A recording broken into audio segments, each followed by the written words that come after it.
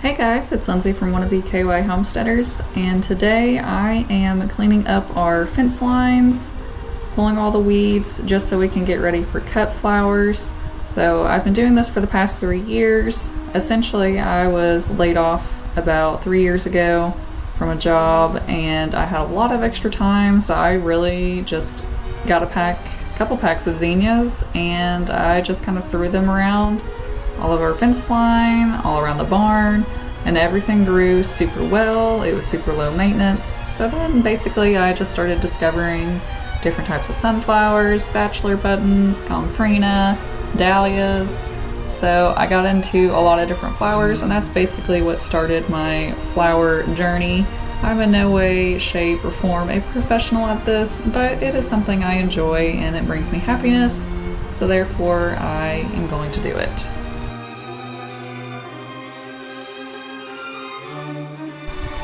So I was definitely late in the game in pulling weeds along our fence line. So there was definitely a lot. It was really overgrown. A few years back we did till this really well.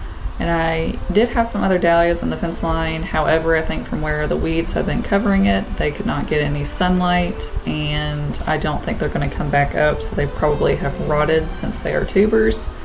But I did go back to a dahlia swap, I don't know, month and a half ago. And I got some more dahlias, so I am going to be sure to dig those up this year to ensure that they don't rot, and then I can use them again next year.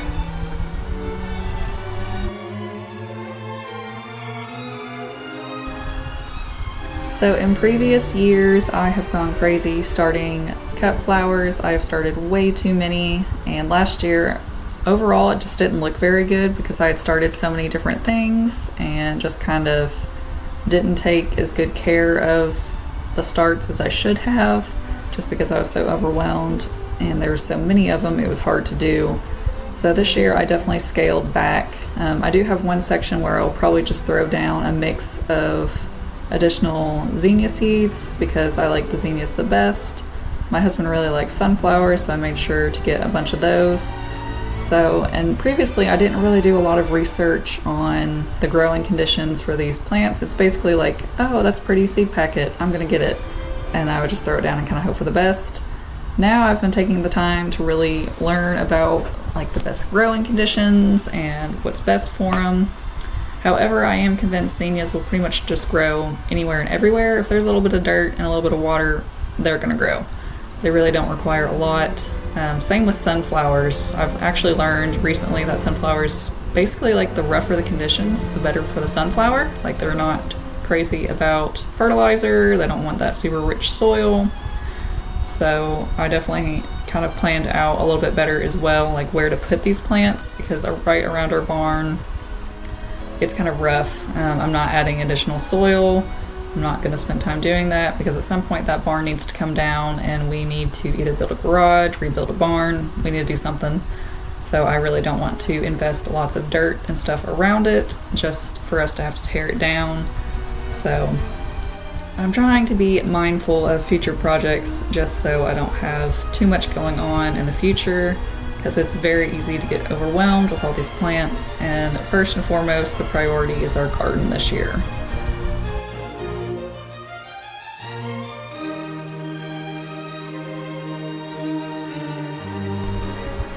So I did have a few things that reseeded from last year. I had that money plant, which you saw in the previous clip, and this is some Sweet William. And of course there's bunches of little zinnias, some gomphrena, cosmos, marigolds.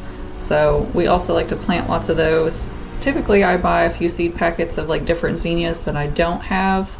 So I will make sure to start those inside just so I can ensure that they do get started, and then that way they can drop seed and come back the next year. So if and when we ever move, I definitely am going to be a lot more mindful about the cut flowers that I plant and where I plant everything. And I might even do more like rows of them, like zinnias in one row, then like gomphrena in one row, snapdragons in one row, to make it a little bit more organized. While I do really like that cozy, cottagey vibe that a lot of places have, I also really love like that structured, detailed, organized gardening. So we'll just have to see, which I could do that here, but I feel like I've already put in so much work to make it all cottagey and cutesy that I just kind of want to keep going with that flow.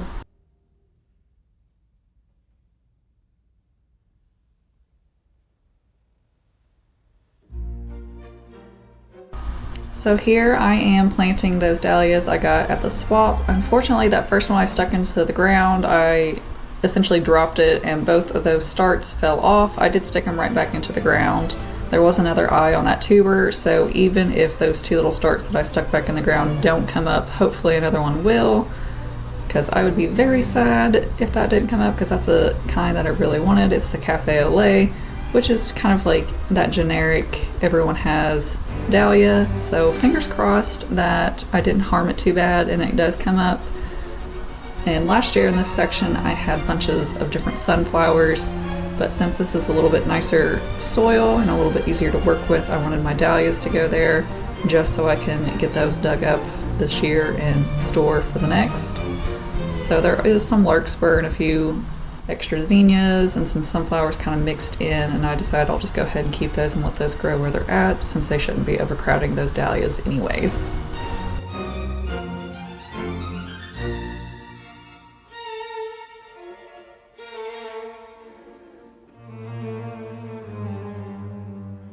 So my hope is that I can do like one yard tour a month just to see all the progress and the growth. We did finally get a chip drop, so we need to finish mulching around the house, fertilize everything, kind of get that all buttoned in.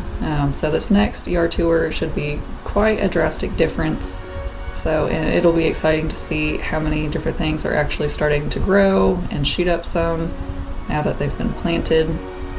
And all these pieces of wood that you see on the ground, we are knocking down an old shed, so I decided to use pieces of that kind of as like a weed barrier, so then that way there was less to burn, less to try to clean up. So, and it's worked out fairly well so far, and fingers crossed it'll work well across the back of the barn and the rest of the other cut flowers that we have.